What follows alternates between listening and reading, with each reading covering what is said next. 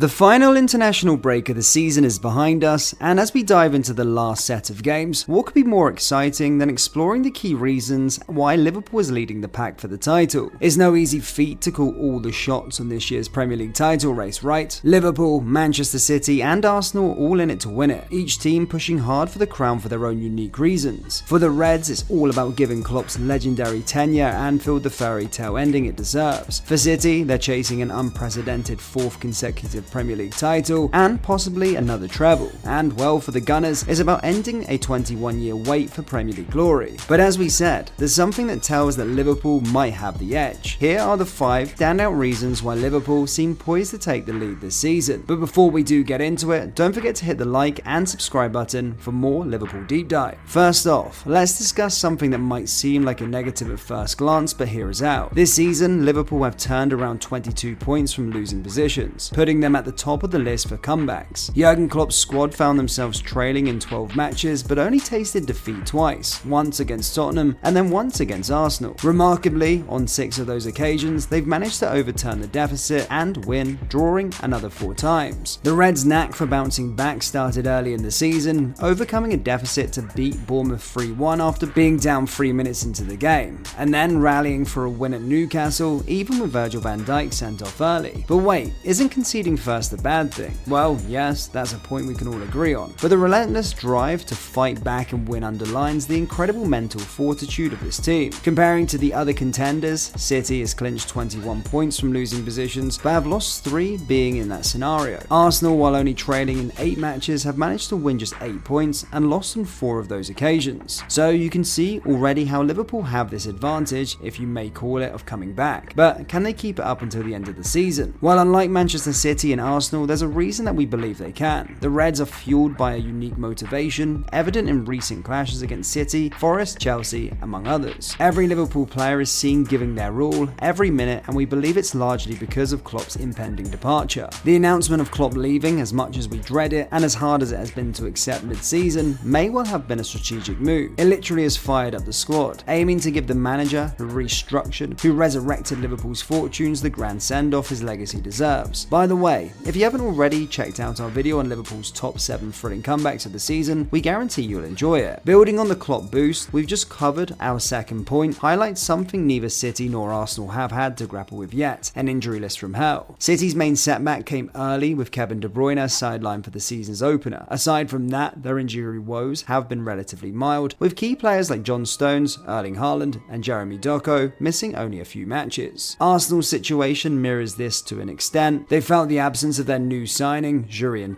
to a season-ending injury, but overall their squad has stayed relatively fair. Sure, players like Thomas Partey, Fabio Vieira, Tomiyasu and Emile Smith-Rowe have missed some action, but they're often not the first picks, usually coming off the bench. Liverpool, on the other hand, has had a uniquely unpleasant ride. These seem to be a curse where almost every match saw another red, if not 2, down with an injury. In case it slipped your mind, let's take a quick look back. In one match against Brentford alone, Curtis Jones and Diogo Jota had to be substituted in the first half, while Mo Salah and Dominic Szoboszlai were already sidelined. Alisson, Thiago and Joel Matip have faced long spells out of action and are still on the road to recovery. Alexis McAllister, Ibrahima Konate, Ryan Gravenberch, Andy Robertson and Darwin Núñez have all missed crucial games too. And how can we forget about Trent Alexander-Arnold battling a persistent knee issue for months? It's clear as day, Liverpool has been hit hardest by injuries this season. Any other team might have faltered under the pressure of competing across 4 competitions in such a relentless schedule, with over 50% of the first team lineup missing. Yet the Reds have not just survived, they've thrived during times they were without their key players. This resilience shows how much the squad's depth has improved and highlights the mentality of the players, including the young ones coming through the academy. Despite their injury woes, Liverpool's only slip-ups in the league came with a loss to Arsenal and a draw against Manchester City. But the tide is turning, with players like Szoboszlai and Salah making their comebacks, with the potential return of Jones, Jota, Trent and possibly Bajcetic after the break. Liverpool's squad is poised for a significant uplift.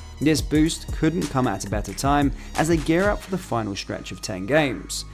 Yes, speaking of the last 10 games, our third reason for Liverpool potentially having the edge in the title race lies in the favourable lineup of the remaining games compared to what Manchester City and Arsenal have to face. Yes, we all know there's no such thing as an easy match in the Premier League, but bear with us, we're going to explain. For this point, we'll lean on screenshots from BBC Sports alongside winning possibilities from data experts at Nielsen's Grace Note to break this down. This weekend's kickoff with Manchester City and Arsenal going to head, presenting Liverpool with a golden opportunity to climb back to top if they can secure a win against Brighton. While the Seagulls are capable of challenging any team on their day, their recent form and the fact that the math is at Anfield suggests the Reds won't miss out on the chance to lead. In the following 9 matches, all 3 contenders will face Tottenham. This particular fixture is where things get interesting. For Liverpool, they host Spurs at Anfield. Yes, it doesn't automatically give the Reds the 3 points, but it's still an advantage considering both Manchester City and Arsenal will have to travel to the Tottenham Hotspur Stadium. This is a venue where Manchester City in particular have struggled, having not won a league match there since 2018. Yes, they won this season there in the FA Cup clash with Spurs, but it was everything but an easy game for the citizens. During that game, Ake scored City's first ever goal from the 102nd shot at the ground across all competitions. If that isn't a curse, we don't know what is. For Arsenal, the North London derby at Tottenham will also be far from straightforward, with Spurs and their fans eager to derail the Gunners' title hopes, viewing it as a trophy in itself. Liverpool's main hurdles include a showdown with Manchester United, an away game at Aston Villa, and then the Merseyside derby against Everton, who would relish the chance to throw a spanner in the works, wouldn't they? City's schedule includes tricky visits to Crystal Palace and Brighton, but it's Arsenal who visit the most daunting run, with matches against Brighton, Chelsea, and Manchester United on the horizon. You might have picked up something interesting from these projections, haven't you? It looks like they seemingly narrowed down this thrilling 3-way title race duel to between Liverpool and City, both forecasted to reach 86 points, while Arsenal lags slightly behind at 83. And you know what? This might be related to the performances in the last 10 games over the last 4 seasons, which brings us to our 4th key point. We've witnessed how Arsenal often crumbles as the season wears on, notably last year when their late season stumble allowed City to clinch the title. They managed to secure only 15 points in the final stretch, in stark contrast to City's 25. While some argue that William Saliba's injury was a pivotal factor, and there's merit to that claim, Arteta's record in the concluding 10 matches of a season isn't just a one-off. Looking back, Arsenal gathered 16 points in 2019-20, improved slightly to 20 points the following season, but then dipped again to 15 points, averaging out 16.5 points across these critical periods. So the question looms, will this pattern of decline haunt Arteta's squad again? Meanwhile, City boast an impressive average of 23.5 points in the last 10 games over the past 4 seasons, but hold on, you might think that the citizens are on top for this one. Well, not really. Klopp manages to outshine even this formidable record with an average of 24 points. In the 2020, 2021 and 2022 seasons, Liverpool tailed 26 points in their final 10 games, followed by 24 points in the season after. Klopp's ability to rally his team for a strong finish is undeniable, regardless of whether they're in the title chase or salvaging a more difficult season. The most telling evidence is their climb to 3rd place in 2021 and their resilient end to their last campaign despite numerous challenges. Historically then, Klopp seems to hold an edge over both Arteta and Guardiola in navigating the season's final stretch. Handling all of that pressure after a long season is the German speciality, isn't it? We've only talked about the Premier League so far, didn't we? So you might be thinking, hey, didn't they forget that all 3 teams are still fighting in European competitions? Nope, we didn't forget it. It's actually our last point for today. Liverpool's got Atalanta in the Europa League quarterfinals. With players getting back to full fitness, Klopp can mix things up a bit without losing any firepower, as he will be aiming for a spot in the semi. But City and Arsenal, well, that's a whole different story. Manchester City are up against Real Madrid, and Arsenal's facing off with Bayern Munich in the Champions League quarterfinal. These aren't the matches where you can just switch players in and out, especially if you're dreaming big. Both teams will have to stick with their top players, which means more minutes, more chances for injuries, and more tired legs. And if that wasn't enough, imagine both Manchester City and Arsenal making it to the semi-final. They'll have to go up against each other twice, right when the title race is heating up. Talk about a double-edged sword. That's going to take a toll, physically and mentally, possibly giving Liverpool just the opening they need. Now, we're not saying to bookmark this video and come back gloating if Liverpool ends up winning. Football's unpredictable. It's more than just stats and predictions. But these 5 points, they're solid reasons to think Liverpool have got the edge on it this year, with Klopp's exit on the horizon, could this be the epic send-off he deserves? Now that we had our say, what's your take? Think we got these right, or is there something that we missed? Drop your thoughts in the comment section below, and let me know who will win the Premier League title this season. Also, don't forget to hit the like and subscribe button for daily Liverpool deep dives. Thank you, and I'll see you all next time. Take care.